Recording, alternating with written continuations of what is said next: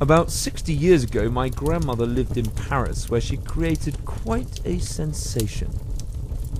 People used to run after her to catch a glimpse of the Muscovite Venus.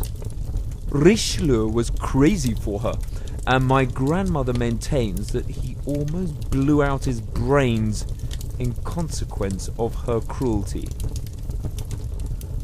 At that time, ladies used to play an old version of the blackjack game. On one occasion at court, she lost a very considerable sum to the Duke of Orleans.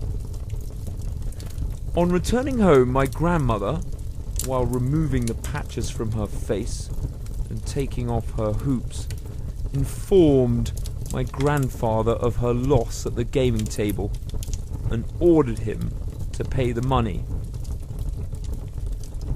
My deceased grandfather, as far as I remember, was like a butler to my grandmother. He would do anything for her.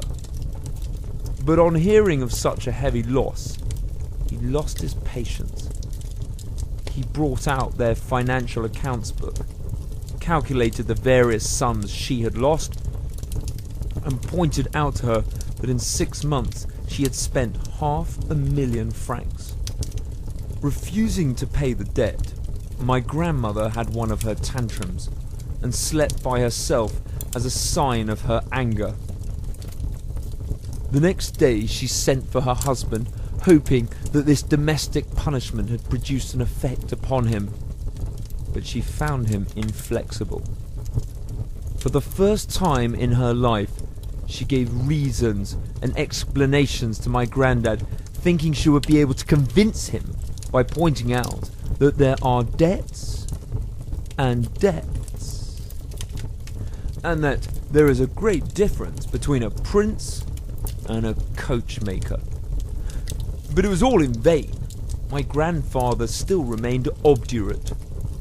My grandmother did not know what to do, but the matter did not rest there. My grandmother had always been very good friends with a very remarkable man. You've heard of Count Saint-Germain, about whom so many incredible stories are told. You know that he represented himself as the wandering Jew, as the discoverer of the elixir of life, of the philosopher's stone, and so forth. Some laughed at him as a charlatan, but Casanova mentioned him in his memoirs, saying that he was a spy. But be that as it may, Saint-Germain, in spite of the mysteries surrounding him, was a very fascinating person, and was much sought after in the best circles of society. Even to this day, my grandmother retains an affectionate recollection of him, and becomes quite angry if anyone speaks disrespectfully of him. My grandmother knew that Saint-Germain had large sums of money at his disposal. She resolved to have her recourse to him. She wrote a letter to him, begging him to come to her without delay.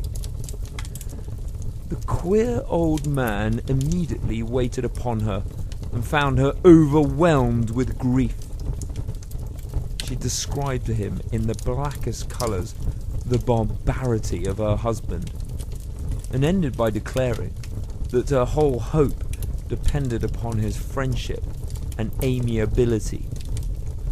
And Saint-Germain reflected, trying to come up with a solution. "I could lend you the amount you need," he said, "but I know that you would not rest easy until you had paid me back, and it wouldn't feel comfortable to bring fresh trouble upon you. But there is another way of getting out of your difficulty. You can win your money back." "But, my dear Count," replied my grandmother, "I tell you that we haven't any money left." "Money is not necessary," replied Saint-Germain. "Let me tell you exactly what we could do. Then he revealed to her a secret, for which each of us would give a good deal